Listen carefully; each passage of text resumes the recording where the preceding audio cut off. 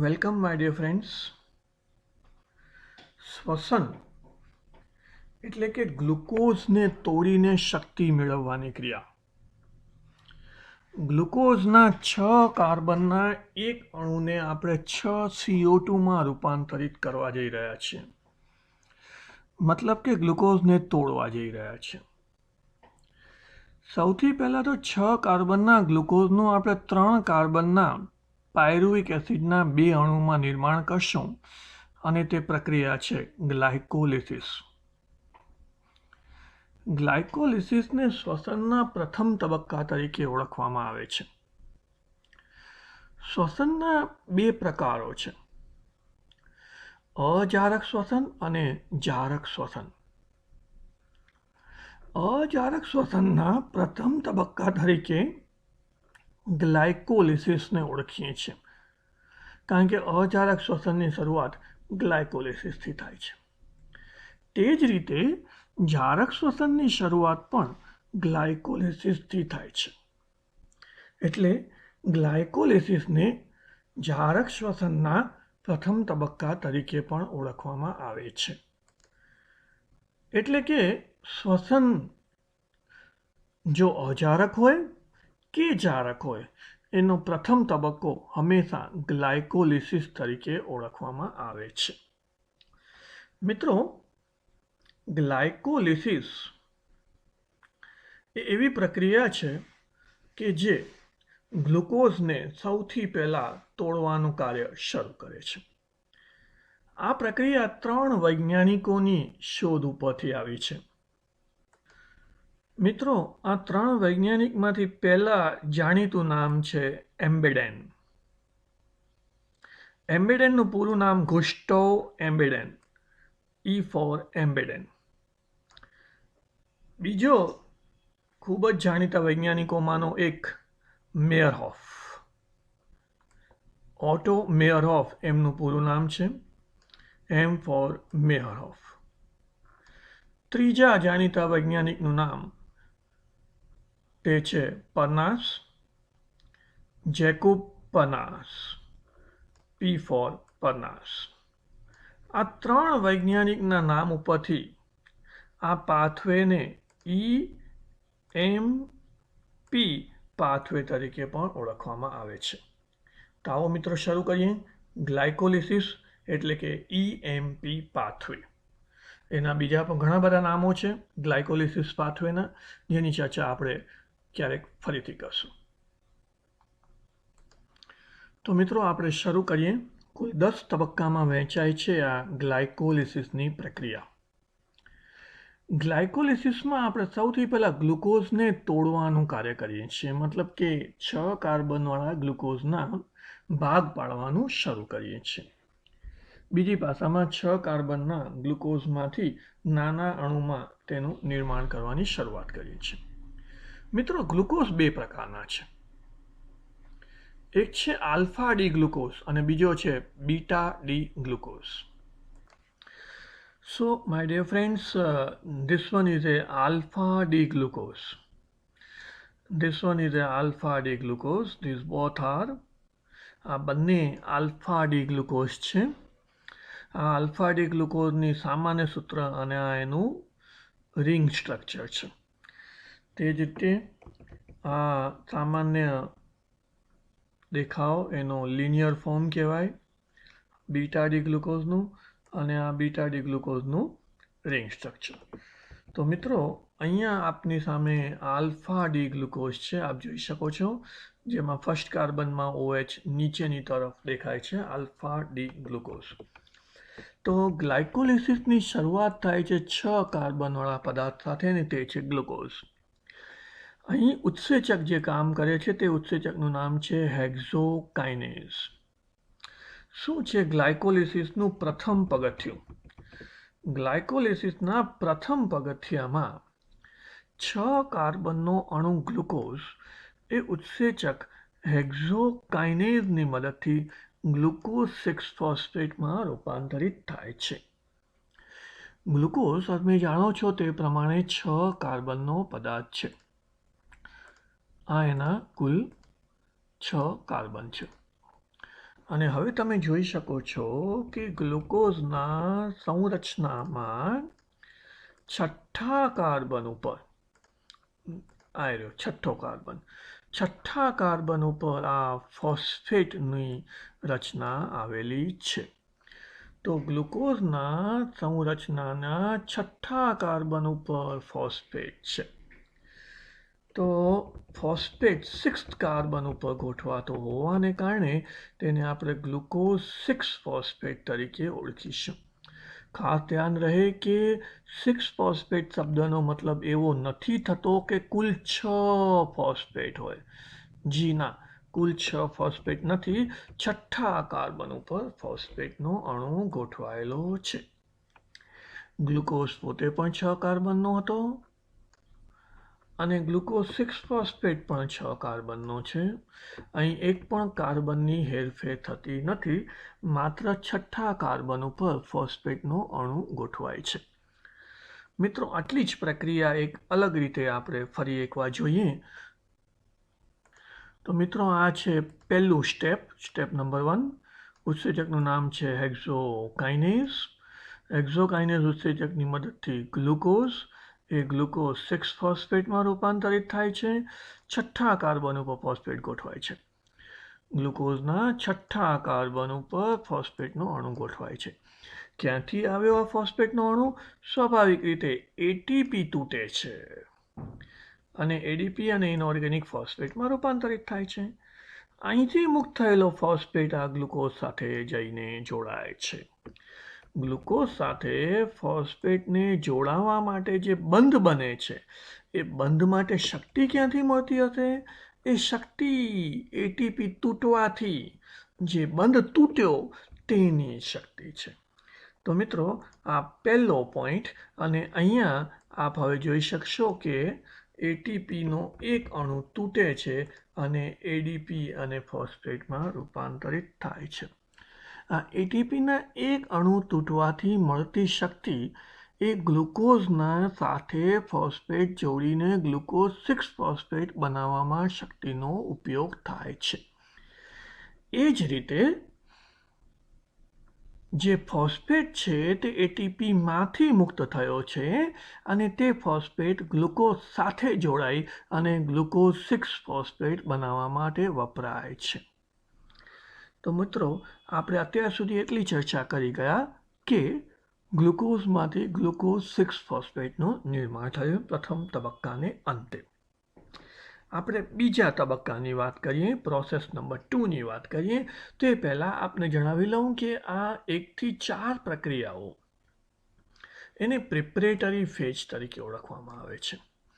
અહીંયા આપણે ગ્લુકોઝને થોડુંક વધારે એનર્જી આપીને ગ્લુકોઝનું ફોસ્ફોરાયલેશન કરીએ છીએ અને આ પ્રિપરેટિવ તબક્કાઓ દરમિયાન આપણે એટીપીના અણુને તોડીએ છીએ, એટીપીના અણુને ગુમાવીએ છીએ. સામાન્ય રીતે આ આખી પ્રોસેસ દરમિયાન એવું થાય કે ગ્લાયકોલિસિસને અંતે એટીપીનો ચોખ્ખો નફો થવો જોઈતો હોય છે. પરંતુ આ શરૂઆતના ભાગમાં એટીપીનો નફો થવાને બદલે એટીપીનો ઉપયોગ થાય છે. તો મિત્રો, આ પ્રિપરેટિવ તબક્કાનો પહેલો તબક્કો આપણે અહીંયા પૂરો કર્યો, જેમાં ગ્લુકોઝમાંથી ગ્લુકોઝ 6 ફોસ્ફેટનું નિર્માણ થાય છે. બીજા તબક્કાની વાત કરીએ તો બીજા તબક્કામાં ઉત્સેચક વપરાય છે ફોસ્ફોહેક્ઝોસ આઇસોમરેઝ. અને બીજા તબક્કાને અંતે આપણને ગ્લુકોઝ 6 ફોસ્ફેટમાંથી ફ્રુક્ટોઝ 6 ફોસ્ફેટનું નિર્માણ થયેલું જોવા મળે છે. મિત્રો, થોડુંક જો આરામથી જોશો તો ખ્યાલ આવશે કે આ ઉત્સેચકનું નામ કેવી રીતે પડેલું છે. દરેક ઉત્સેચકના નામ કેવી રીતે પડ્યા છે તે સમજી લેવાથી એ ઉત્સેચકના નામને યાદ રાખવા બહુ સરળ પડશે. જો આપણે પહેલા ઉત્સેચકનું નામ કેવી રીતે પડ્યું તેની વાત કરીએ. ASEase એ ઉત્સેચકને લગાવવામાં આવતો પ્રત્યય છે. આપ ભૂતકાળમાં ભણી ગયા છો તે પ્રમાણે ઉત્સેચકને કાં તો IN અથવા તો ASEase પ્રત્યય લગાડવામાં આવે છે. અહીં આ પ્રક્રિયા હેક્ઝોસ એટલે કે 6 કાર્બનવાળા પદાર્થ સાથે થાય છે. એક 6 કાર્બનવાળા ગ્લુકોઝમાંથી 6 કાર્બનવાળું ગ્લુકોઝ 6 ફોસ્ફેટ બને છે. એટલે 6 કાર્બનવાળા પદાર્થમાંથી 6 કાર્બનવાળા જ પદાર્થનું નિર્માણ થાય છે. એટલે આપણે એને કાઇનેઝ તરીકે ઓળખીએ છીએ. હેક્ઝો પ્લસ કાઇનેઝ ઇઝ ઇક્વલ ટુ હેક્ઝોકાઇનેઝ. મિત્રો, હવે પછીના ઉત્સેચક એ ખરેખર 4 ભાગોનો બનેલો છે. પહેલો શબ્દ છે ઉત્સેચકનો ફોસ્ફો, બીજો શબ્દ છે હેક્ઝોસ, ત્રીજો શબ્દ છે આઇસોમર અને ચોથો શબ્દ છે ASE પ્રત્યય. આપ સમજો છો કે ઉત્સેચક છે એટલે ASE પ્રત્યય લગાડવામાં આવ્યો છે. ગ્લુકોઝ 6 ફોસ્ફેટ અને ફ્રુક્ટોઝ 6 ફોસ્ફેટનું અણુસૂત્ર સમાન છે. હું શબ્દ રિપીટ કરું છું. ગ્લુકોઝ 6 ફોસ્ફેટ અને ફ્રુક્ટોઝ 6 ફોસ્ફેટનું અણુસૂત્ર સમાન છે, માત્ર એનું બંધારણીય સૂત્ર જુદું છે. અને ગ્લુકોઝ અને ફ્રુક્ટોઝના બંધારણીય સૂત્ર જુદા હોવાને કારણે તેમને એકબીજાના સમઘટકો તરીકે ઓળખવામાં આવે છે. સમઘટકોને અંગ્રેજીમાં આઇસોમર કહેવાય. એટલે અહીં ઉત્સેચકને આઇસોમરેઝ એવું નામ આપવામાં આવ્યું છે. ફરીથી, સમઘટક બનાવનાર એટલે કે આઇસોમર બનાવનાર ASEase એ ઉત્સેચકને લગાવવામાં આવતો પ્રત્યય છે. એટલે આઇસોમર બનાવનાર ASEase આઇસોમરેઝ. હેક્ઝોસનું આઇસોમર છે. ગ્લુકોઝ એ 6 કાર્બનનો છે. ફ્રુક્ટોઝ એ પણ 6 કાર્બનનો છે. એટલે હેક્ઝોસનું આઇસોમર છે. એટલે હેક્ઝો આઇસોમરેઝ. ગ્લુકોઝની સંરચનામાં ગ્લુકોઝમાંથી ફ્રુક્ટોઝ નથી બનતો. ગ્લુકોઝ 6 ફોસ્ફેટમાંથી ફ્રુક્ટોઝ 6 ફોસ્ફેટનું નિર્માણ થાય છે. એટલે એમ કહી શકાય કે ફોસ્ફેટ સાથે આઇસોમર બને છે. એટલે હવે આપણે ઉત્સેચકનું જ્યારે નામ આપશું ત્યારે એમાં આટલી વસ્તુનો સમાવેશ કરશું. ફોસ્ફેટની સાથે 6 કાર્બનવાળા પદાર્થનું આઇસોમર બનાવનાર ઉત્સેચક એટલે ફોસ્ફો હેક્ઝો આઇસોમરેઝ. ગ્લુકોઝમાંથી ફ્રુક્ટોઝનું નિર્માણ થાય છે. ગ્લુકોઝમાં 6 ફોસ્ફેટ એટલે કે 6th ફોસ્ફેટ 6થા કાર્બન ઉપર ફોસ્ફેટ હતો અને ફ્રુક્ટોઝમાં પણ 6થા કાર્બન ઉપર ફોસ્ફેટ છે. આમ થવાને કારણે આપને ખ્યાલ આવશે કે ગ્લુકોઝ 6 ફોસ્ફેટમાંથી ફ્રુક્ટોઝ 6 ફોસ્ફેટનું નિર્માણ થાય છે. મિત્રો, આ પ્રક્રિયા દરમિયાન એક પણ એટીપીનો અણુ કે એક પણ કાર્બનનો અણુ કંઈ જ ફેરફાર થતો નથી. માત્ર ને માત્ર એકબીજાના આઇસોમર બનવાની પ્રોસેસ થાય છે. મિત્રો, આ બીજો તબક્કો છે. આ બીજા તબક્કાને જરાક અલગથી ફરી એકવાર જોઈ લઈએ ફાસ્ટ ફોરવર્ડમાં. તો શું હતું મિત્રો બીજા તબક્કામાં? ગ્લુકોઝ 6 ફોસ્ફેટ માંથી બન્યો ફ્રુક્ટોઝ 6 ફોસ્ફેટ. સંરચના ગ્લુકોઝની હતી, હવે સંરચના ફ્રુક્ટોઝની થઈ ગઈ. 6થા કાર્બન ઉપર ફોસ્ફેટ હતો અને 6થા કાર્બન ઉપર ફોસ્ફેટ રહ્યો. કોઈ જ ફોસ્ફેટના પરિવર્તન થતું નથી. નો ચેન્જ ઇન ફોસ્ફેટ. ઉત્સેચકનું નામ છે ફોસ્ફો હેક્ઝોસ આઇસોમરેઝ.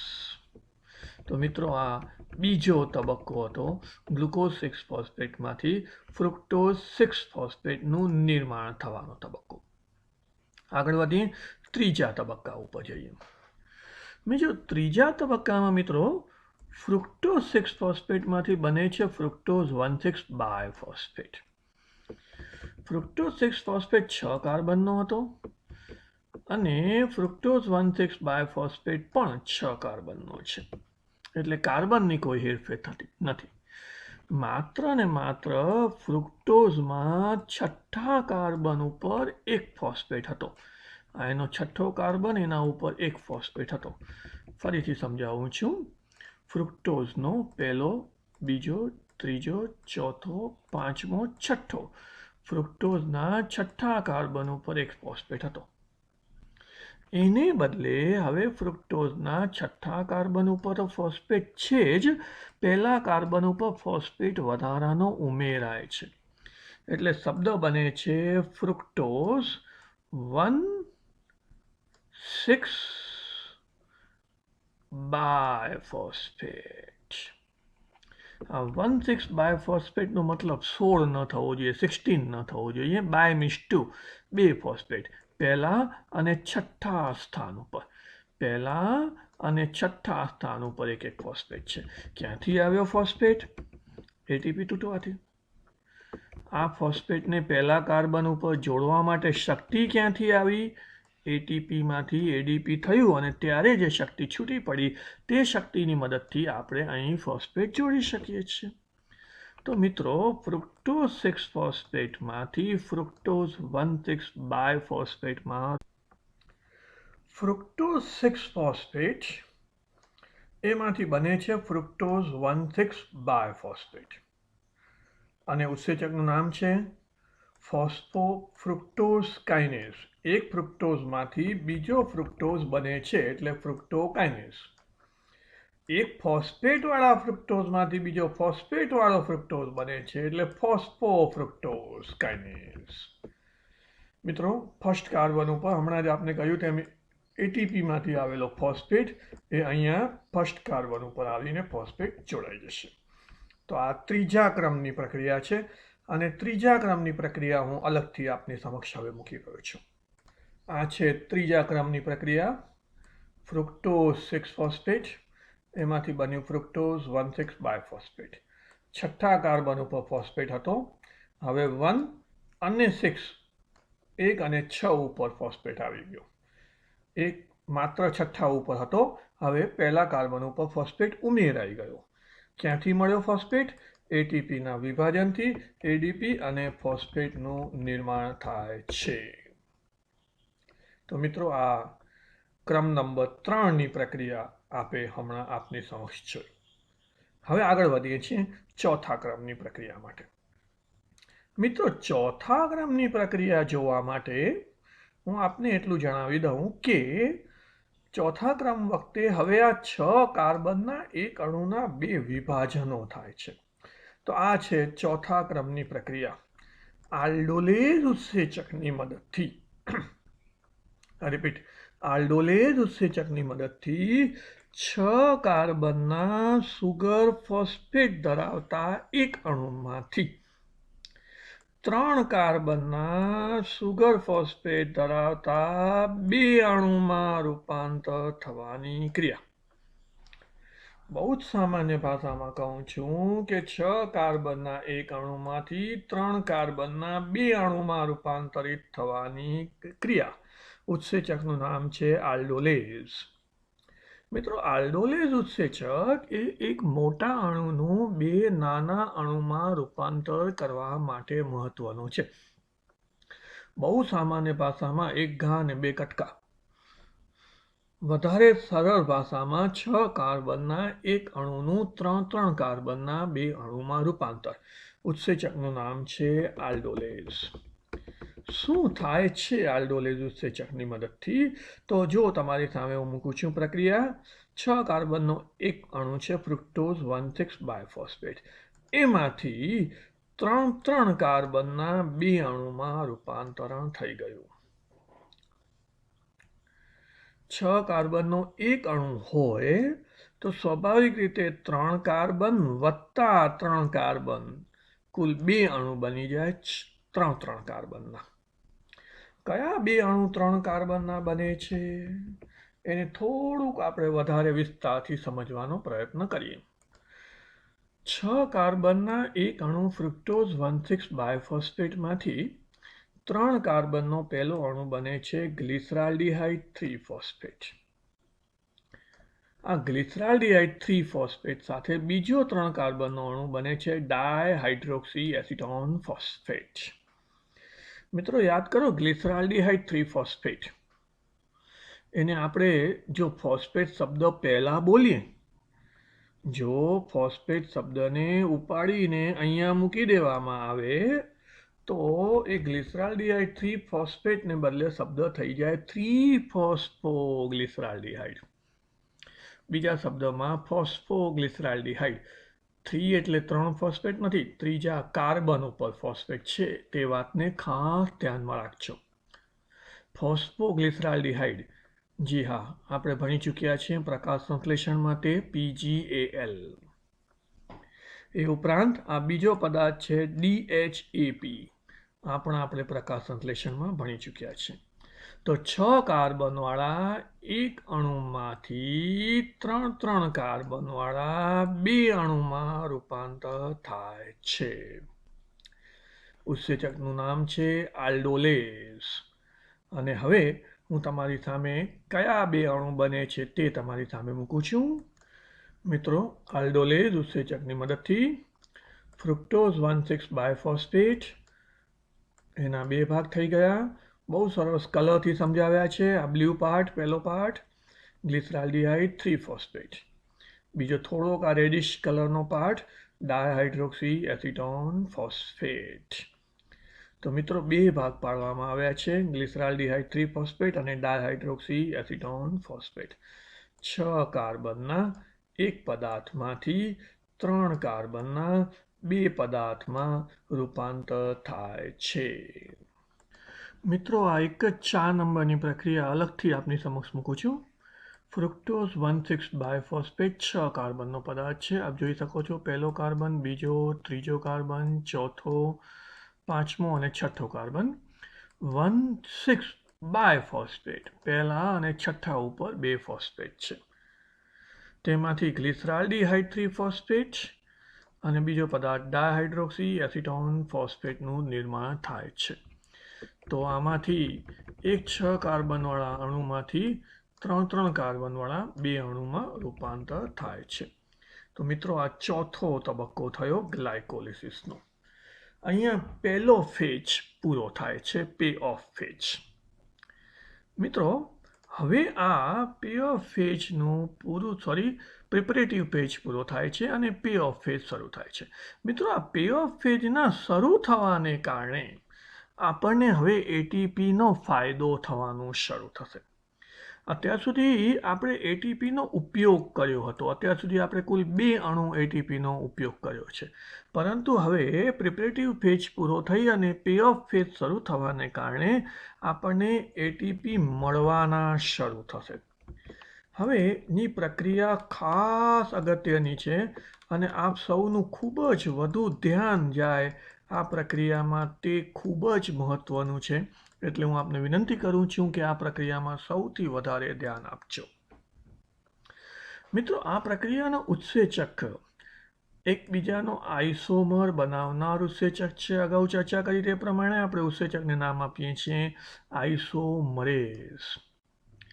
ફોસ્ફેટ છે અને ફોસ્ફેટમાં રૂપાંતર થાય છે એટલે આપણે નામ આપીએ છીએ ફોસ્ફેટ આઇસોમરેઝ.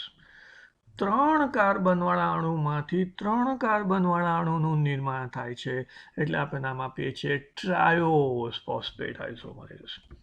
તો મિત્રો, શબ્દોને ફરીથી આપું છું. 3 કાર્બનવાળો ફોસ્ફેટ છે, એનો આઇસોમર બનાવનાર ઉત્સેચક છે એટલે નામ આપ્યું ટ્રાયોસ ફોસ્ફેટ આઇસોમરેઝ. મિત્રો, ગ્લિસરાલ્ડિહાઇડ 3 ફોસ્ફેટ. ગ્લિસરાલ્ડિહાઇડ 3 ફોસ્ફેટ તે જેમ હતો તેમનો તેમ અહીંયા છે, કોઈ ફેરફાર વગર.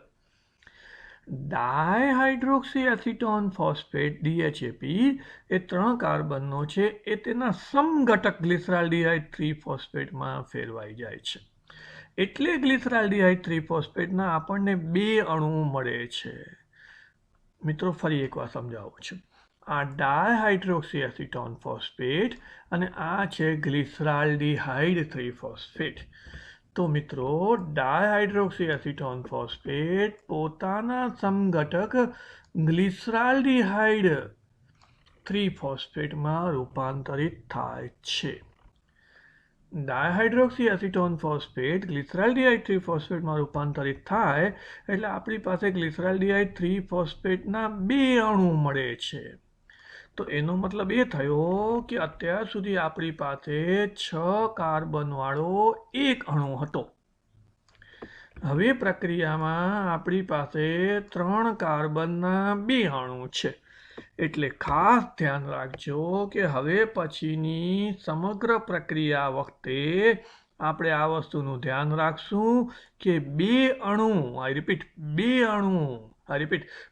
અણુ ગ્લિસરાલ્ડિહાઇડ 3 ફોસ્ફેટના થાય છે. એટલે હવે પછીની તમામ પ્રક્રિયા એ હંમેશા 2 વખત થતી જોવા મળશે. જી હા. તો મિત્રો આટલી જ પ્રક્રિયાને આપણે એક અલગથી ફરી એકવાર જરા રિવિઝનમાં જોઈ લઈએ.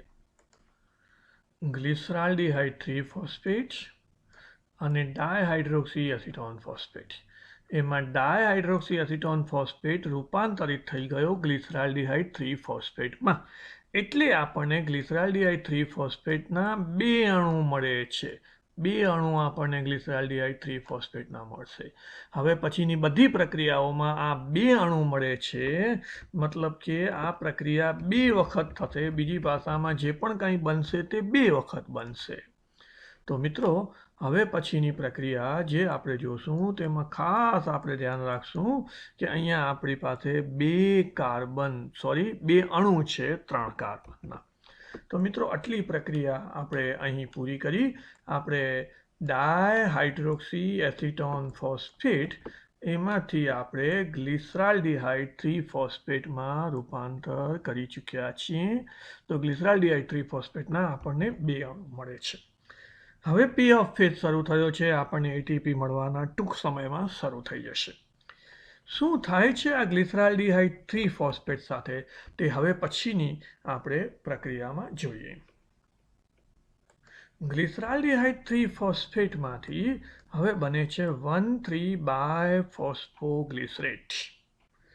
જી હા, ગ્લિસરાલ્ડિહાઇડ 3 ફોસ્ફેટ એમાંથી બને છે 1,3-બાયફોસ્ફો. 1 મતલબ પહેલા કાર્બન ઉપર ફોસ્ફેટ, 3 મતલબ ત્રીજા કાર્બન ઉપર ફોસ્ફેટ, બાય મતલબ કુલ 2 ફોસ્ફેટ. અત્યાર સુધી હતો ગ્લિસરાલ્ડિહાઇડ 3 ફોસ્ફેટ. ગ્લિસરાલ્ડિહાઇડ 3 ફોસ્ફેટનો એવો મતલબ ન કાઢતા કે 3 ફોસ્ફેટ છે. એનો મતલબ એવો થાય છે કે ત્રીજા કાર્બન ઉપર ફોસ્ફેટ આવેલો છે. મિત્રો જરાક ફરીથી શાંતિથી સમજીએ. હતું ગ્લિસરાલ્ડિહાઇડ 3 ફોસ્ફેટ. પહેલો કાર્બન, બીજો કાર્બન, ત્રીજા કાર્બન ઉપર ફોસ્ફેટ હતો. હવે બની ગયું ગ્લિસરાલ્ડિહાઇડ 3 ફોસ્ફેટને બદલે 1,3-2 ફોસ્ફોગ્લિસરેટ. બીજા શબ્દમાં 1,3-બાયફોસ્ફોગ્લિસરિક એસિડ. Yes, 1,3-BPGA. 1,3-બાય-PGA. જી હા, ફોસ્ફોગ્લિસરિક એસિડ. તો મિત્રો આ આલ્ડીહાઇડ હતો, આલ્ડીહાઇડ એમાંથી એસિડ સમૂહ બન્યો. તો એ માત્ર ફોસ્ફેટની હેરફેર નથી. જી હા, અહીં માત્ર ફોસ્ફેટની હેરફેર નથી, ફોસ્ફેટની સાથે હાઇડ્રોજનની પણ હેરફેર છે. ગ્લિસરાલ્ડિહાઇડ 3 ફોસ્ફેટમાંથી બને છે 1,3-બાયફોસ્ફોગ્લિસરિક એસિડ. બીજા શબ્દમાં 1,3-બાયફોસ્ફોગ્લિસરેટ. 2 પ્રક્રિયાઓ અહીંયા થાય છે.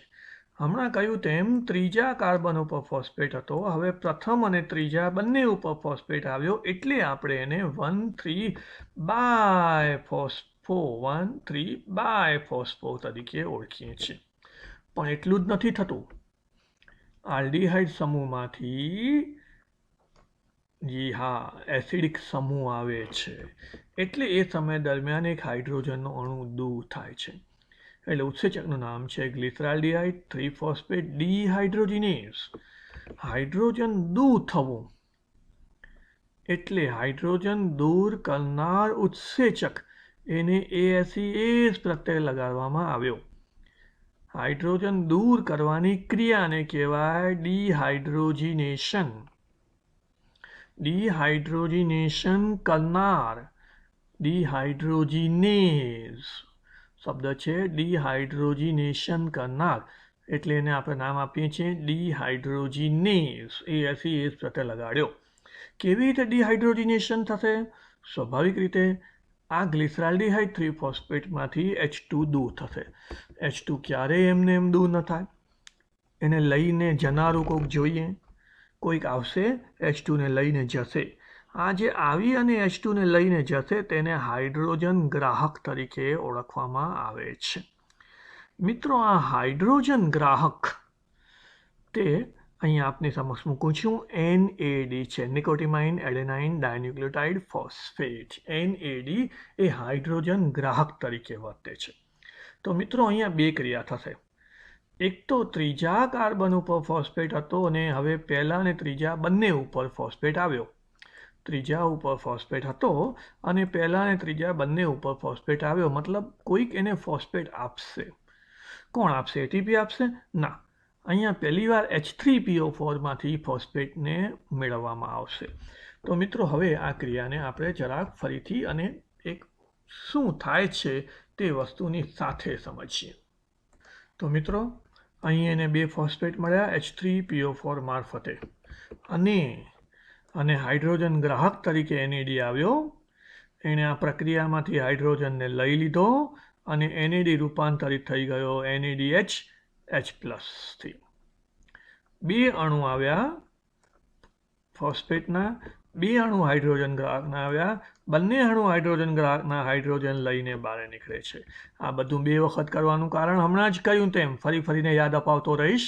હમણાં જ કહ્યું તેમ ગ્લિસરાલ્ડિહાઇડ 3 ફોસ્ફેટના 2 અણુ છે. શા માટે 2 અણુ છે? કારણ કે આપણે ભણી ગયા તે પ્રમાણે ડાયહાઇડ્રોક્સી એસિટોન ફોસ્ફેટ એ ગ્લિસરાલ્ડિહાઇડ 3 ફોસ્ફેટમાં રૂપાંતરિત થઈ ગયો. તો મિત્રો, આ છઠ્ઠા ક્રમની જે પ્રક્રિયા છે તે છઠ્ઠા ક્રમની પ્રક્રિયા માટે એક શબ્દ વાપર્યો છે. અહીંયા ઓક્સિડેશન અને ફોસ્ફોરાયલેશન 2 પ્રક્રિયા થાય છે. એક તો હાઇડ્રોજન દૂર થવાની ક્રિયા એટલે કે ઓક્સિડેશન. બીજું ફોસ્ફેટ ઉમેરાવાની ક્રિયા. પ્રક્રિયામાં ફોસ્ફેટ ઉમેરાવાની ક્રિયા, તો એને કહેવાય ફોસ્ફોરાયલેશન. હાઇડ્રોજન દૂર થયું એટલે ઓક્સિડેશન, ફોસ્ફેટ ઉમેરાયો એટલે ફોસ્ફોરાયલેશન. ખાલી આટલી જ પ્રક્રિયા આપણે જરાક ફરીથી અલગથી જોઈ લઈએ. ગ્લિસરાલ્ડિહાઇડ 3 ફોસ્ફેટ, એમાંથી બન્યો 1,3-બાયફોસ્ફોગ્લિસરેટ. 2 ઉપર 2 વખત ફર્સ્ટ અને થર્ડ ઉપર ફોસ્ફેટ છે. પહેલો કાર્બન, બીજો કાર્બન, ત્રીજો કાર્બન, ત્રીજા કાર્બન ઉપર ફોસ્ફેટ છે. પહેલા કાર્બન ઉપર પણ ફોસ્ફેટ છે, ત્રીજા કાર્બન ઉપર પણ ફોસ્ફેટ છે. એક ફોસ્ફેટ વધારાનો ઉમેરાયો. કોણ આપશે? બહારથી આવેલો H3PO4 માંથી ફોસ્ફેટ મળશે. હાઇડ્રોજન દૂર થાય છે, NAD+ માંથી NADH H+ માં રૂપાંતરિત થાય છે. રિપીટ, NAD+ માંથી NADH H+ માં રૂપાંતરિત થાય છે. મિત્રો, આના પણ 2 અણુ છે, અહીં પણ 2 અણુ, અહીંયા પણ 2 અણુ ને અહીંયા પણ 2 અણુ, કારણ કે ગ્લિસરાલ્ડિહાઇડ 3 ફોસ્ફેટના 2 અણુ હતા અને 1,3-બાયફોસ્ફોગ્લિસરિક એસિડના પણ 2 અણુ મળ્યા છે. એટલે ટૂંકમાં પ્રક્રિયા 2 વખત થઈ છે. ગ્લિસરાલ્ડિહાઇડ 3 ફોસ્ફેટમાંથી હાઇડ્રોજનને દૂર કરવાનો છે, એટલે ઉત્સેચકનું નામ છે ગ્લિસરાલ્ડિહાઇડ 3 ફોસ્ફેટ ડિહાઇડ્રોજિનેઝ. તો મિત્રો, આ છઠ્ઠા ક્રમની પ્રક્રિયા થઈ અહીં પૂરી. કુલ 10 પ્રક્રિયાઓ છે. એમાંથી 6 પ્રક્રિયાને અંતે આપણે 1,3-બાયફોસ્ફોગ્લિસરિક એસિડ સુધી પહોંચ્યા છે. મિત્રો, આપનામાંથી જો કોઈને કેલ્વિન ચક્ર એટલે કે અંધકાર પ્રક્રિયા યાદ આવતી હોય તો એ કેલ્વિન ચક્ર આનાથી બિલકુલ ઊંધી થતી પ્રક્રિયા છે. આ આખો લેક્ચર પૂરો થાય પછી થોડું નિરાંતે સમજજો તો કેલ્વિન ચક્ર યાદ આવશે તમને. એમાં આપણે 1,3-બાયફોસ્ફોગ્લિસરિક એસિડમાંથી PgAlમાં રૂપાંતર કરતા હતા. PgAlના આપણે 2 ભાગો પાડતા હતા, DHAP અને PgAl, અને એનાથી આગળ જતા ફ્રુક્ટોઝ 1,6-બાયફોસ્ફેટ અને આખી પ્રક્રિયા જે અત્યારે જોઈ રહ્યા છીએ તેનાથી ઊંધી પ્રક્રિયા આપણે ભૂતકાળમાં ભણી ચૂક્યા છીએ પ્રકાશ સંશ્લેષણમાં. એ પ્રકાશ સંશ્લેષણની ક્રિયા હતી એ રિડક્શનની ક્રિયા હતી. આ શ્વસનની ક્રિયા છે મિત્રો, આ ઓક્સિડેશનની ક્રિયા છે. તો છઠ્ઠો છઠ્ઠો તબક્કો ઓક્સિડેશન અને ફોસ્ફોરાયલેશન. તો મિત્રો 6 તબક્કા અહીં પૂરા થાય છે. મિત્રો આગળ વધીએ 7મા ક્રમની પ્રક્રિયા ઉપર. 1,3-બાયફોસ્ફોગ્લિસરેટ એટલે કે પહેલા અને ત્રીજા કાર્બન ઉપર ફોસ્ફેટ છે, એમાંથી બન્યો 3-ફોસ્ફોગ્લિસરેટ, મતલબ કે માત્ર ત્રીજા કાર્બન ઉપર ફોસ્ફેટ બચ્યો. તો પહેલા કાર્બનનો ફોસ્ફેટ ક્યાં ગયો? મિત્રો આ પહેલા કાર્બનનો ફોસ્ફેટ દૂર થઈ ગયો પ્રક્રિયામાંથી, અને તે ફોસ્ફેટ પ્રક્રિયામાંથી દૂર થવાને કારણે એડીપી સાથે જોડાઈ અને એટીપી બનાવશે. જી હા, અહીં આપણને એટીપીનું નિર્માણ થતું જોવા મળશે. ખાસ ધ્યાન રાખજો, 1,3-બાયફોસ્ફોગ્લિસરિક એસિડનો મતલબ 2 ફોસ્ફેટ છે. 3-ફોસ્ફોગ્લિસરિક એસિડનો મતલબ 3 ફોસ્ફેટ નથી. 3-ફોસ્ફોગ્લિસરિક એસિડ એટલે ત્રીજા કાર્બન ઉપર ફોસ્ફેટનો અણુ છે. તો મિત્રો 1,3-બાયમાંથી બને છે 3-ફોસ્ફોગ્લિસરેટ, એટલે સ્પષ્ટપણે આપણને અહીં ફોસ્ફેટનો એક અણુ મુક્ત થતો મળશે. બાયફોસ્ફેટ એટલે કે 2 ફોસ્ફેટ હતા પહેલા અને ત્રીજા કાર્બન ઉપર, હવે માત્ર ફોસ્ફેટ બચ્યો છે ત્રીજા કાર્બન ઉપર, એટલે આપણને એક ફોસ્ફેટનો અણુ વધારાનો મળશે ને તે આ રહ્યો. તો મિત્રો એડીપી સાથે ઇનઓર્ગેનિક ફોસ્ફેટ જે અહીં હતો તે જોડાઈ ગયો અને એટીપીનું નિર્માણ થાય છે. મિત્રો આ 2 વખત એટીપી બને છે, કારણ હવે તમે જાણો છો કે આ દરેક વસ્તુના 2 અણુ છે એટલે એટીપી 2 વખત બને છે. આ પહેલી વખત અહીંયા 7મા નંબરની પ્રક્રિયામાં આપણને એટીપી ફોર્મેશન થાય છે. તો આ ફર્સ્ટ એટીપી ફોર્મેશન કહેવાય. મિત્રો એટીપીનું ફોર્મેશન 2 રીતે થાય છે. કાં તો એટીપીનું ફોર્મેશન આ પ્રક્રિયા દરમિયાન થાય, અથવા એટીપીનું ફોર્મેશન જ્યારે H+ આયન્સ ફાઇટોક્રોમ તંત્રમાં જાય ત્યારે થાય. H+ આયન ફાઇટોક્રોમ તંત્રમાં જવા એટલે કે ઇલેક્ટ્રોન ટ્રાન્સપોર્ટ સિસ્ટમ ચાલવી, ત્યારે એટીપીનું જ્યારે નિર્માણ થાય તો તે સમયે થતા એટીપીના નિર્માણને ETS તરીકે ઓળખવામાં આવે છે. અત્યારે આ જે એટીપીનું નિર્માણ થાય છે તે આધારક આધારિત એટીપી કહેવાય. ખાસ ધ્યાન રાખજો, અત્યારે જે એટીપીનું નિર્માણ થાય છે તેને આધારક આધારિત એટીપી તરીકે ઓળખવામાં આવે છે. એટલે એને સબસ્ટ્રેટ લેવલ ફોસ્ફોરાયલેશન, આધારક આધારિત ફોસ્ફેટ જોડાવવાની ક્રિયા, સબસ્ટ્રેટ લેવલ ફોસ્ફોરાયલેશન, આધારક આધારિત ફોસ્ફેટ જોડાવવાની ક્રિયા. આ એ 1,3-બાયફોસ્ફોગ્લિસરિક એસિડમાંથી 3-ફોસ્ફોગ્લિસરિક એસિડનું અહીં નિર્માણ થાય છે.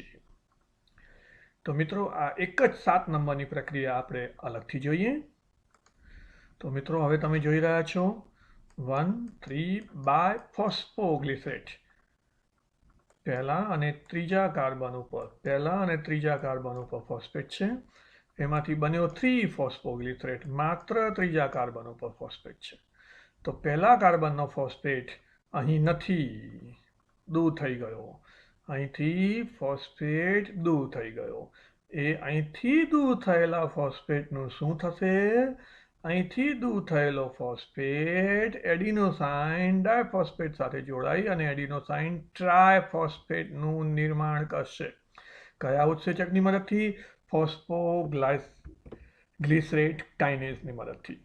આના પણ 2 અણુ હતા, આના પણ 2 અણુ છે, ફરીથી આના પણ 2 અણુ હતા, આના પણ 2 અણુ છે, એટલે સ્વાભાવિક 2 એડીપીમાંથી 2 એટીપીનું નિર્માણ થશે. તો મિત્રો આ 7મો તબક્કો અહીં પૂરો થાય છે. આપણે આગળ વધીએ 8મા તબક્કા ઉપર જઈએ. 8મા તબક્કામાં ફોસ્ફોગ્લિસરેટ મ્યુટેટ નામનો ઉત્સેચક કામ કરે છે. મિત્રો અંગ્રેજીમાં મ્યુટેટ એ મ્યુટેશન માટે વપરાતો શબ્દ છે. મ્યુટેશન એટલે કંઈક ફેરફાર થવું, કંઈક જુદું થઈ જવું, કંઈક નવું બની જવું, કંઈક બગડી જવું, કંઈક ચેન્જ થઈ જવું. ફોસ્ફોગ્લિસરેટ એટલે કે ફોસ્ફોગ્લિસરેટ, આ રહ્યો શબ્દ ફોસ્ફોગ્લિસરેટ, એ ફોસ્ફોગ્લિસરેટમાં કંઈક ચેન્જ થાય છે તેવું બતાવે છે. શું બને છે આ 8 નંબરની પ્રક્રિયામાં તે જોઈએ. 8 નંબરની પ્રક્રિયામાં તમે જોઈ રહ્યા છો તેમ 3 ફોસ્ફોગ્લિસરેટમાંથી 2 ફોસ્ફોગ્લિસરેટ બને છે. તો મિત્રો અહીંયા આપણને એક એટીપી મળશે ને? નહીં મળે? કેમ નહીં મળે? 3 ફોસ્ફોગ્લિસરેટ હતો અને 2 ફોસ્ફોગ્લિસરેટ થયો. 3 ફોસ્ફેટ હતા અને 2 ફોસ્ફેટ થઈ ગયા, તો એક એટીપી તો મળવો જોઈએ ને અહીંયા આપણને. જી ના, અહીંયા આપણને એક પણ એટીપી નહીં મળે, કારણ કે 3 ફોસ્ફોગ્લિસરેટ નો મતલબ છે એક જ ફોસ્ફેટ ત્રીજા કાર્બન ઉપર. 2 ફોસ્ફોગ્લિસરેટનો મતલબ છે એક જ ફોસ્ફેટ બીજા કાર્બન ઉપર. તો મિત્રો માત્ર ફોસ્ફેટના અણુની જગ્યામાં પરિવર્તન થાય છે. ત્રીજા કાર્બન સાથે ફોસ્ફેટ હતો. જુઓ, આ પહેલો કાર્બન, બીજો કાર્બન અને ત્રીજો કાર્બન, અને આપ જોઈ રહ્યા છો ત્રીજા કાર્બન સાથે ફોસ્ફેટ હતો. તેને બદલે હવે આ પહેલો કાર્બન, એને બદલે મિત્રો આ પહેલો કાર્બન, ધીસ વન, હા બીજો કાર્બન અને આ ત્રીજો કાર્બન, અને ફોસ્ફેટ એ બીજા કાર્બન સાથે જોડાઈ ગયો. જી હા, આપ જોઈ રહ્યા છો તેમ ફોસ્ફેટ બીજા કાર્બન સાથે જોડાઈ ગયો. એટલે માત્ર ને માત્ર ફોસ્ફેટનો અણુ ત્રીજા કાર્બન ઉપર હતો, તે નીકળી અને બીજા કાર્બન ઉપર આવ્યો. અહીં એક પણ ફોસ્ફેટની લેવડ દેવડ થતી નથી, એટલે અહીં એટીપી મળશે નહીં. તો મિત્રો આ ક્રિયાને અંતે કોઈ એટીપીનું નિર્માણ થતું નથી. માત્ર 3 ફોસ્ફોગ્લિસરેટમાંથી 2 ફોસ્ફોગ્લિસરેટમાં નિર્માણ થાય છે. ફોસ્ફોગ્લિસરેટમાંથી જ બીજા ફોસ્ફોગ્લિસરેટનું નિર્માણ થાય છે, એટલે ફોસ્ફોગ્લિસરેટ મ્યુટેઝ તરીકે તેને ઉત્સેચકને આપણે ઓળખીએ છીએ. ફોસ્ફોગ્લિસરેટનું મ્યુટેશન કરનાર, એમાં ફેરફાર કરનાર ઉત્સેચક ફોસ્ફોગ્લિસરેટ મ્યુટેઝ. તો મિત્રો આટલી જ પ્રક્રિયા નંબર 8 આપણે એક અલગથી ફરી એકવાર જોઈ લઈએ. તો મિત્રો 3 ફોસ્ફોગ્લિસરેટ બને છે 2 ફોસ્ફોગ્લિસરેટ. પહેલો, બીજો, ત્રીજા કાર્બન ઉપર ફોસ્ફેટ હતો, તેને બદલે પહેલા, બીજા, ત્રીજા કાર્બનમાંથી બીજા કાર્બન ઉપર ફોસ્ફેટ આવી ગયો. 2 અણુ હતા, 2 અણુ રહ્યા, કોઈ જ ફોસ્ફેટનો ફેરફાર થતો નથી. માત્ર ને માત્ર ફોસ્ફેટ પોતાનું સ્થાન ત્રીજા સ્થાન ઉપરથી બીજા સ્થાન ઉપર બદલે છે. તો મિત્રો આ હતી પ્રક્રિયા નંબર 8. આગળ વધીએ છીએ 9મી પ્રક્રિયા ઉપર. તો મિત્રો 9મી પ્રક્રિયા આ રહી તમારી સામે. 9મી પ્રક્રિયામાં 2 ફોસ્ફોગ્લિસરેટમાંથી બને છે ફોસ્ફોઇનોલ પાયરુવેટ, PEP. જી હા, C4 ચક્રમાં આપણે જેની સાથે કાર્બન ડાયોક્સાઇડને જોડ્યો હતો તે અણુ PEP, ફોસ્ફોઇનોલ પાયરુવેટ. મિત્રો આ ફોસ્ફોઇનોલ પાયરુવેટ એ પણ 3 કાર્બનનો પદાર્થ છે, અને ફોસ્ફોગ્લિસરેટ પણ 3 કાર્બનનો પદાર્થ હતો. પહેલા 3 કાર્બનના 2 અણુ હતા અને હજી પણ 3 કાર્બનના 2 અણુ છે. કોઈ જ ફેરફાર કાર્બનનો થતો નથી. બીજા કાર્બન ઉપર ફોસ્ફેટ હતો અને હજી ફોસ્ફોઇનોલ પાયરુવેટમાં ફોસ્ફેટ બીજા કાર્બન ઉપર જ છે. જી હા, બીજા કાર્બન ઉપર ફોસ્ફેટ હતો અને હજી ફોસ્ફોઇનોલ પાયરુવેટમાં ફોસ્ફેટ બીજા કાર્બન ઉપર જ છે. કોઈ ફોસ્ફેટનો ફરક નથી પડ્યો, કોઈ કાર્બનનો વધઘટ નથી થઈ. તો શું થયું છે? ઇનોલેઝ ઉત્સેચકની હાજરીમાં પાણીનો એક અણુ દૂર થાય છે, ત્યારે 2 ફોસ્ફોગ્લિસરેટમાંથી ફોસ્ફોઇનોલ પાયરુવેટ થાય છે. મિત્રો આ 2 શા માટે લખ્યા છે એકને બદલે? વારંવાર સમજાવ્યું તેમ આ પ્રક્રિયા 2 વખત થઈ રહી છે, કારણ કે અહીંયા 2 અણુ છે, એટલે આ પ્રક્રિયા 2 વખત થઈ કહેવાય. 2 અણુ પ્રક્રિયામાં ભાગ લે ને 2 અણુ બને, એટલે ટૂંકમાં એ પ્રક્રિયા ડબલ ચાલી રહી છે. તો માત્ર પાણીના અણુઓનું અહીંથી દૂર થવાની ક્રિયા થાય છે. હું કહી શકું કે પાણીના અણુની દૂર થવાની ક્રિયા થાય છે. ઇનોલેઝ ઉત્સેચકની મદદથી 2-ફોસ્ફોગ્લિસરેટમાંથી પાણીનો અણુ દૂર થવાથી ફોસ્ફોઇનોલ પાયરુવેટમાં રૂપાંતર થાય છે. તો મિત્રો, અહીંયા માત્ર ને માત્ર પાણીના અણુનું જ દૂર થાય છે તે આપને બતાવું છું. પાણી H2O, એક H અહીંથી જાય છે, એક H અહીંથી જાય છે ને એક O અહીંથી જાય છે. અહીંથી H દૂર થઈ ગયો, અહીંથી એક H અને અહીંથી એક O પણ દૂર થઈ ગયો. તો મિત્રો, પાણીના એક અણુ દૂર થવાથી 2-ફોસ્ફોગ્લિસરેટમાંથી બન્યું ફોસ્ફોઇનોલ પાયરુવેટ PEP. ઉત્સેચકનું નામ હતું ઇનોલેઝ. મિત્રો, આ આટલી જ પ્રક્રિયા હું આપની સમક્ષ ફરીથી મૂકી રહ્યો છું. તો મિત્રો, આ છે 9મા ક્રમની પ્રક્રિયા. 2-ફોસ્ફોગ્લિસરેટમાંથી 2-ફોસ્ફોઇનોલ પાયરુવેટ. બીજા કાર્બન ઉપર ફોસ્ફેટ હતો, એમાંથી બીજા જ કાર્બન ઉપર ફોસ્ફેટ રહે છે, બીજા ઉપર ફોસ્ફેટ હતો, બીજા ઉપર ફોસ્ફેટ રહે છે. માત્ર ને માત્ર પાણીના અણુનું દૂર થવાની ક્રિયા થાય છે. પાણીના 2 અણુ વારંવાર સમજાવી રહ્યો છું એટલે લખ્યા છે કારણ કે આ પ્રોસેસ 2 વખત ચાલી રહી છે. તો મિત્રો, આ 9મા ક્રમની પ્રક્રિયા ઇનોલેઝ ઉત્સેચકની મદદથી થાય છે તે અહીં પૂરી થઈ. અને હવે છેલ્લી 10મા ક્રમની પ્રક્રિયા. 10મા ક્રમની પ્રક્રિયામાં પાયરુવેટ કાઇનેઝ ઉત્સેચક કામ કરે છે. એક પાયરુવેટમાંથી બીજો પાયરુવેટ બને છે. એક પાયરુવેટમાંથી બીજો પાયરુવેટ બનતો હોવાને કારણે ઉત્સેચકને નામ આપવામાં આવ્યું છે પાયરુવેટ કાઇનેઝ.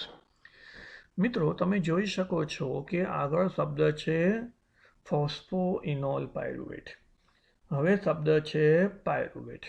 તો ફોસ્ફો શબ્દ એમાંથી દૂર થઈ ગયો, તો મતલબ કે ફોસ્ફેટ દૂર થાય છે. ફરીથી ખાસ ધ્યાન આપજો, ફોસ્ફોઇનોલ પાયરુવેટમાંથી પાયરુવેટ બને છે ત્યારે પાયરુવેટ તો જેમ હતો તેમનો તેમ છે જ, માત્ર ફોસ્ફેટ દૂર થઈ જાય છે. તો દૂર થયેલા ફોસ્ફેટનું શું થશે? દૂર થયેલો ફોસ્ફેટ, જી હા, અત્યારે તમારી સામે છે, એડીપી સાથે ફોસ્ફેટ જોડાઈ અને એટીપીનું નિર્માણ કરશે. ફરી એકવાર, ફોસ્ફોઇનોલ પાયરુવેટમાં ફોસ્ફેટ છે, પાયરુવેટમાં ફોસ્ફેટ નથી. પાયરુવેટમાંથી જ પાયરુવેટ બન્યો, પણ પાયરુવેટમાં ફોસ્ફેટ હતો, હવે પાયરુવેટમાં ફોસ્ફેટ નથી.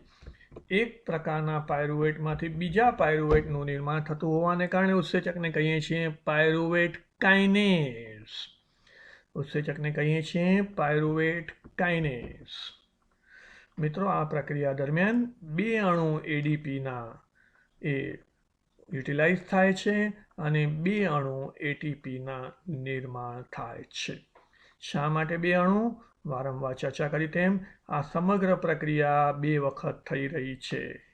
કારણ તમે જાણો છો, આપણે અગાઉ ભણી ગયા, ડાયહાઇડ્રોક્સી એસિટોન ફોસ્ફેટમાંથી આપણે ગ્લિસરાલ્ડિહાઇડ 3 ફોસ્ફેટમાં નિર્માણ કર્યું હતું. તો મિત્રો, પાયરુવેટનું નિર્માણ થાય તે સાથે આ આખી ગ્લાયકોલિસિસની પ્રક્રિયા પૂર્ણ થઈ જાય છે. અહીં આપણને ફરી એકવાર એટીપીનું નિર્માણ થયેલું જોવા મળે છે, એટલે આપણે લખી રહ્યા છીએ સેકન્ડ એટીપી ફોર્મેશન. આ સબસ્ટ્રેટ લેવલ એટીપી ફોર્મેશન છે. મેં અગાઉ કહ્યું તેમ એટીપીનું ફોર્મેશન ઇલેક્ટ્રોન ટ્રાન્સપોર્ટ સિસ્ટમમાં થાય છે. એ જ રીતે એટીપીનું ફોર્મેશન એ આધારક આધારિત પણ થાય, મતલબ સબસ્ટ્રેટ લેવલ પણ થાય. તો એટીપીનું ફોર્મેશન અહીં આધારક આધારિત થઈ રહ્યું છે, એટલે એને આધારક આધારિત એટીપીનું નિર્માણ તરીકે ઓળખવામાં આવે છે. મિત્રો, આ બીજી વખત એટીપી અહીં બન્યો છે. શું થાય છે આ સમગ્ર પ્રક્રિયા દરમિયાન, એમાં ખાસ આપને ધ્યાન રાખવાનું છે અને તે ધ્યાન આપવાનું છે મિત્રો કે આ પ્રક્રિયામાં આપણે 6 કાર્બનવાળા ગ્લુકોઝમાંથી 3 કાર્બનવાળા પાયરુવેટના 2 અણુનું નિર્માણ કરીએ છીએ.